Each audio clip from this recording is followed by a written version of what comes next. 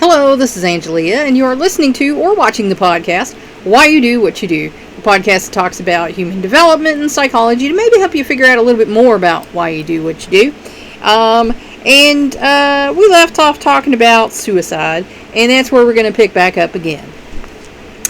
By far the highest rate of suicide is among elderly white men, particularly those 85 and older who are divorced or widowed. And that's because they become hopeless, and sometimes helpless, and they just don't see what use there is in them being there. I mean, I've heard older folks say that, and that's a shame because everybody has something to offer. Older people are more likely than younger people to be depressed and socially isolated, and if they try to commit suicide, they are more likely to succeed the first time. And like I say, I know older folks who get that way. I've known some who, are that way. And, we of course worry about them, and that's why you check on them and everything, make sure everything's going okay. But ultimately, it's their life, and they're going to live it how they want to live it. And nothing you do is going to make a difference. So, sometimes we just have to allow them to be them and not try to take care of them too much, because then you're, messing with their autonomy and their dignity, and, just keep an ear to the ground, so to speak. Make sure your loved ones are okay, and they're not getting depressed. Keep in touch with them, even if they don't want to, be socially active, or if they don't want to, have visitors or whatever. Just keep your ear to the ground. Older African Americans are much less likely to commit suicide than older white people, perhaps in part because of religious commitment, and in part because they may be accustomed to coping with hard knocks. Like I say, psychologists can admit that life is harder for, our African American people. A lot of people in society don't want to admit that. Well, they got the same thing. No, they don't. If you were born in, a ghetto, if you want to call it that, and had poor socioeconomic status and no hope of becoming better off, you're not going to feel as optimistic as a person born in the suburbs, to people who had money and you had a nice house and you had everything you needed. So that's a fact. It's silly to say it's not. Although some people intent on suicide carefully conceal their plans, there often are warning signs, and these are things you need to look out for. Listen up. These may include withdrawing from family or friends, and that's assuming they were active to begin with, with family and friends. Talking about death, let's just face the facts. Once a person gets over 80 years old, they're probably going to be talking about death, because that's looming in the foreground. So that's not necessarily a warning sign that, is something to worry about. The hereafter, again, like I say, once a person gets to be an old person, over 80, that's also on their mind. Or suicide. Now that is something definitely to listen to. And I've heard people say, oh, people that threaten to commit suicide don't do it. It's the ones who just... No. There are people who talk about it because they're in that much pain and they want another person to know. They're kind of wanting you to stop them. But if you don't, then they might just go ahead and do it. Giving away of prized possessions. And older people start doing that anyway. Once they get older and they say, why did I want all this stuff? Why did I need all this stuff?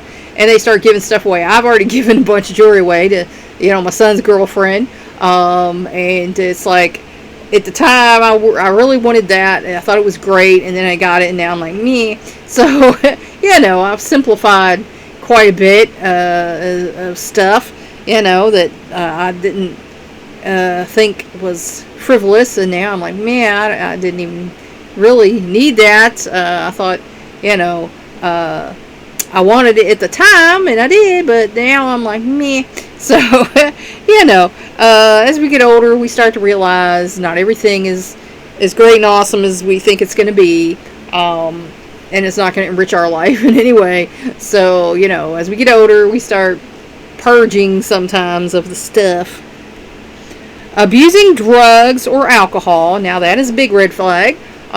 Because substance abuse causes problems with the chemicals in your brain, and it can give you depression.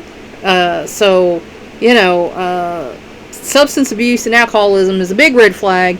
And that's when you need to get involved and say, hey, this is not good for you. What's going on with you? You need to go get some help. How can I help? And personality changes, such as unusual anger. And now I've been around people who just, older people, like I say, excuse me here, I've been sneezing and itching today. I went outside yesterday and people was mowing and stuff. And I'm allergic to chlorophyll, so yeah, that's always fun. But my mother-in-law, before she started taking her meds for her dementia, was having a lot of anger outbursts. She was, cussing people out, and supposedly she's a church lady. She don't do that. But, she was accusing everybody of everything. My husband was mean to her, horrible to her. He's never said a bad word to her. I mean, there's been plenty of times I'm like, you need to tell her, but he won't do it. He says he's supposed to honor his mother and father. He won't say a bad word to her. And I think that's a shame, because I think if he once or twice had said a bad word to her, she might realize how she was treating him. But he's never going to do that. And she was accusing me of stuff, and of course I'm like, no, that ain't right. That's not the case. I told you this was going to be going on, and that's what was going on. Don't be accusing me of stuff I'm not doing. And then she was accusing my kids of stealing. I'm like, no, my kids did not steal from you. I asked them about it. I trust that they would be honest with me. And of course, I might be wrong about that, but they usually are. They're usually willing to admit stuff to me if they did something. And since they've been adults, they've come back and admitted some stuff they did when they were kids. So I'm like, oh, okay. So I figure they're pretty honest. But, I trust that they didn't. But they got proved right, because she went back and she found this stuff that was missing. It's like, oh, I forgot that's what I did with it. But yeah, that's right. That's what I did. So, when people are having unusual outbursts, it's always off-putting. You're like, whoa, what is your deal? What is your problem? What's that about? Because, that's off. But, sometimes people, they're not so happy with their life, and they're wanting to take it out on somebody. So those are also things to look for, because in older people, that can be a sign of dementia. I'm sure we've all seen the commercials where the guy thinks there's another guy hugging his wife, or there's two dogs, and, we've seen those commercials, but, that's something that's a red flag. Boredom. Well, again, most old people do get bored because they can't do what they used to do physically. So they have to come up with other ways to do things, or they, should come up with other new hobbies or whatever. But a lot of old people ain't like that. They live their life. They want to sit down and not worry about anything anymore. And then, of course, they get bored. So, it's a catch-22. Or apathy, not caring about anything. And I've known older people who get that way. They don't care about anything anymore. It's, if it ain't happening within 3 feet of me, I don't care. So, but the point is, if these are unusual things with your loved one, then that is a red flag, something to look into. Like I say, everybody's different, so if your loved one was always a certain way and then they're more of a certain way, it's probably not a red flag. It's just, the way they are. People who are about to kill themselves may neglect their appearance. That became a concern with some folks that I know, because the appearance was changing. And, they assured us that they're okay with it. They had the same look all their life. Now they're just doing something different, because they can, and, that's what they're doing. So, and of course, what are you going to say about that? If someone when they're old, decides they want to change their hairstyle or face, whatever. Okay, whatever. They stay away from work or other customary activities. And again, withdrawing from your usual thing can be a red flag. That can be a sign that this person is depressed and just doesn't want to participate in the world right now. Complain of physical problems when nothing is organically wrong. And that is something young people do too. But our older folks who are depressed can also exhibit that. Or sleep or eat much more or less than usual. And now I'll tell you, older folks do eat less. That's a fact. Their stomach cannot digest the way it used to when you were younger and hungry.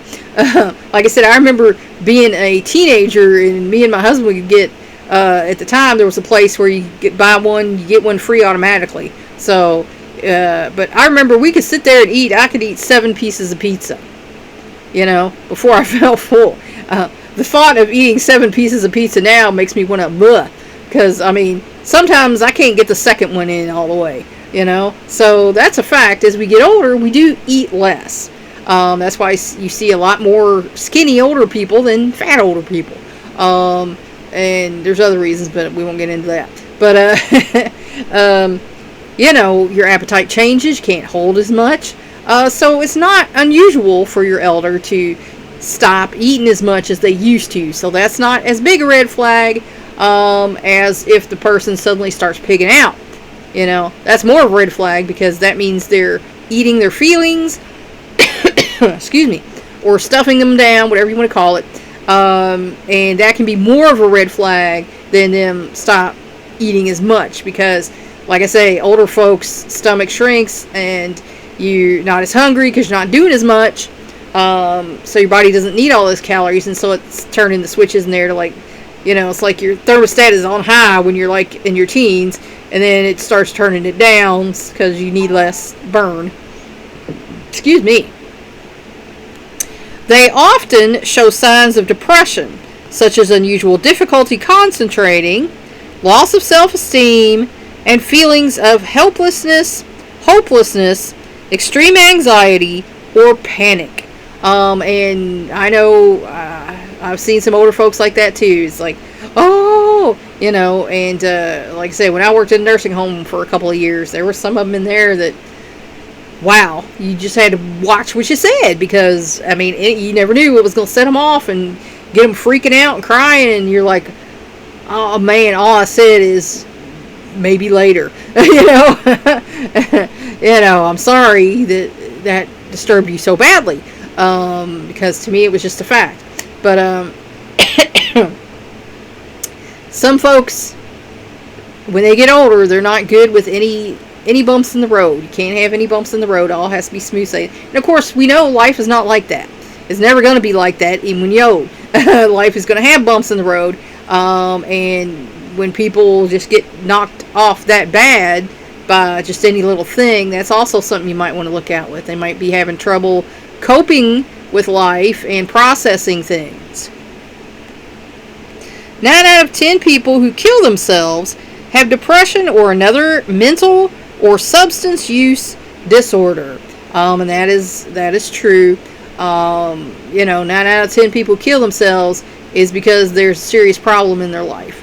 The other one, we're going to talk about that, people who just choose to end their life. But, most of the time it's because they're depressed, or, have become so hopeless they don't see that there could be a life, or they're using drugs and alcohol to numb themselves, to escape, and they go too far. Aid in dying. In Evanston, Illinois, a 70-year-old man visited his 66-year-old wife, who was suffering from cancer and 2 strokes, in the hospital. Firing through a pillow to muffle the sound, he shot her in the heart to end her pain, then turned the handgun on himself. So, that's an unfortunate situation, but it does happen. He left a long note explaining that they had planned their deaths together.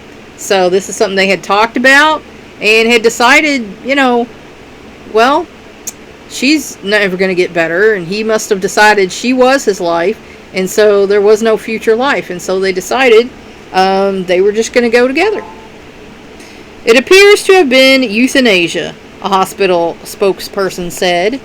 And I know when we say euthanasia, a lot of people think about, for animals, but also it can be for people in some cases.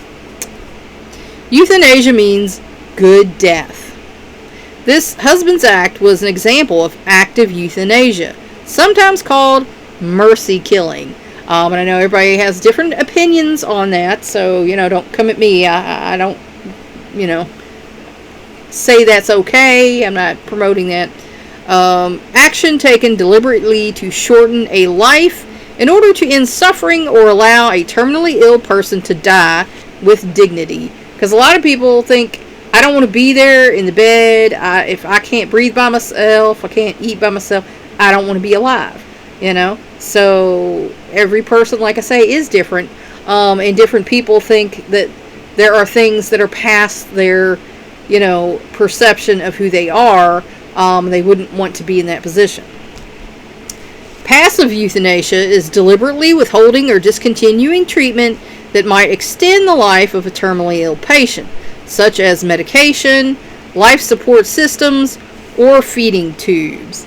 And like I said, when my sister, was hit by the car and we watched her go down, and when they were sure she was brain dead, my parents chose to go ahead and end life support, which I believe was the right decision, because she wasn't there anymore. She was brain dead.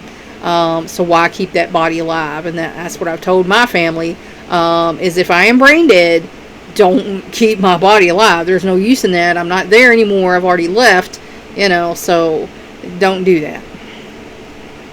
Active euthanasia is generally passive euthanasia in some circumstances.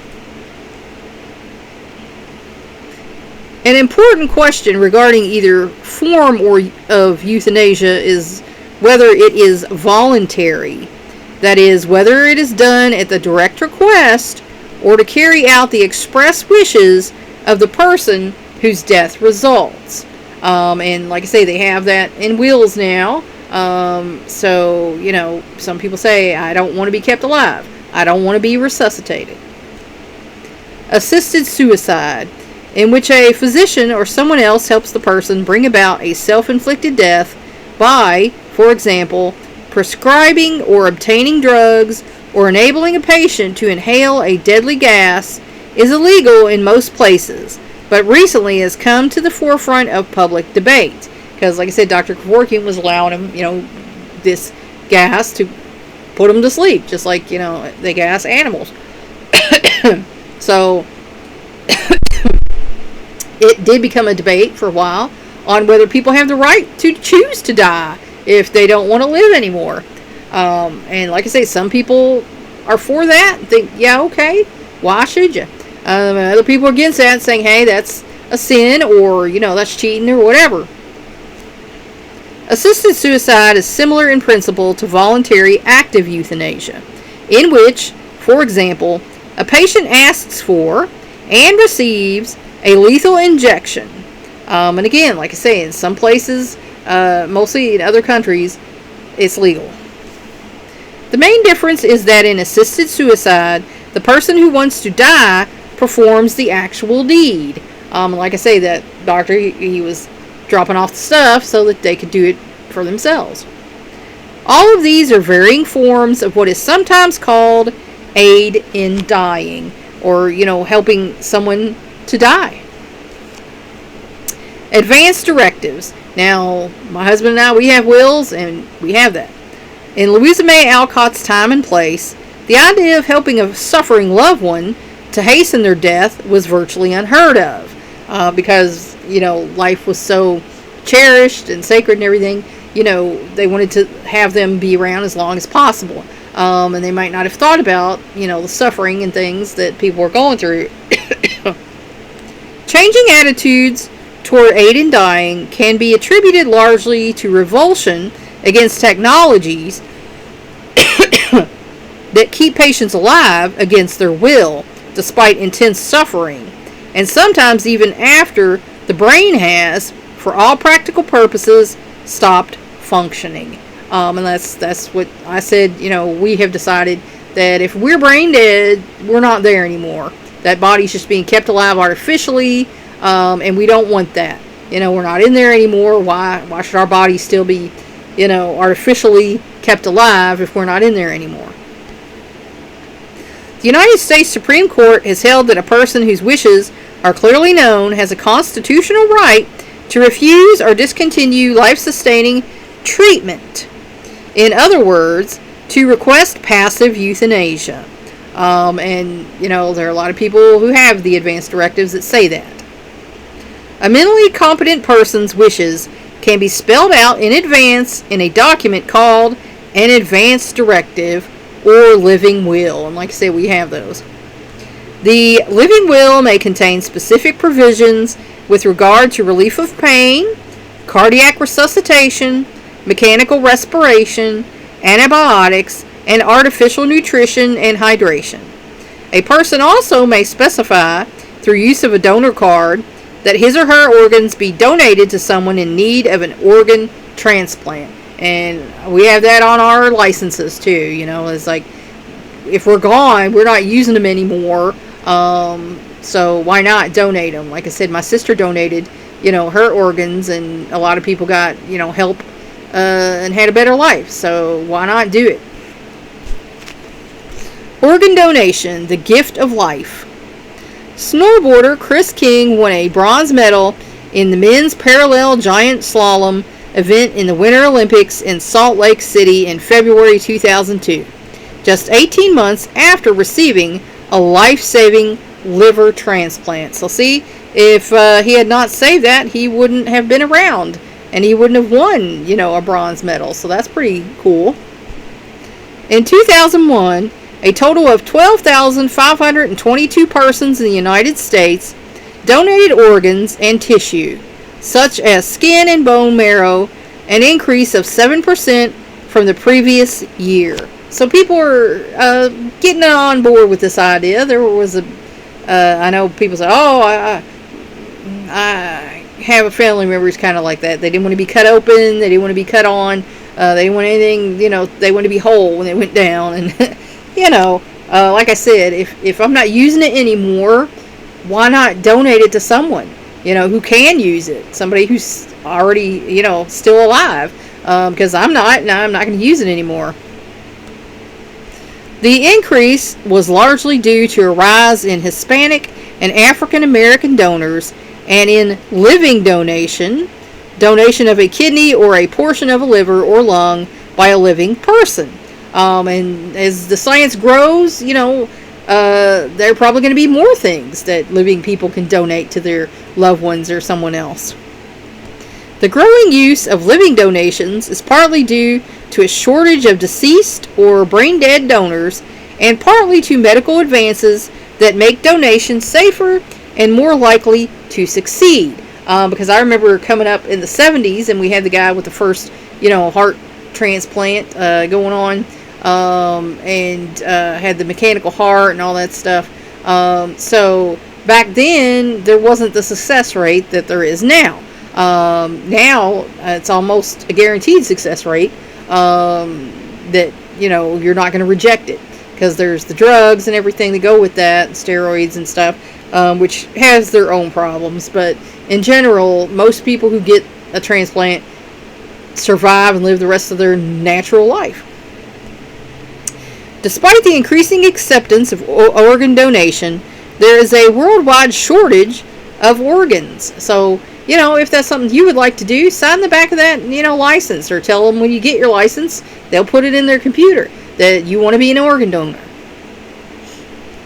In the United States, about 16 people die every day, 6,000 each year, while waiting for transplants. So those are people who could be saved if they just had that, organ to be put in there. So that's something you can think about. Even in death, you can save a life.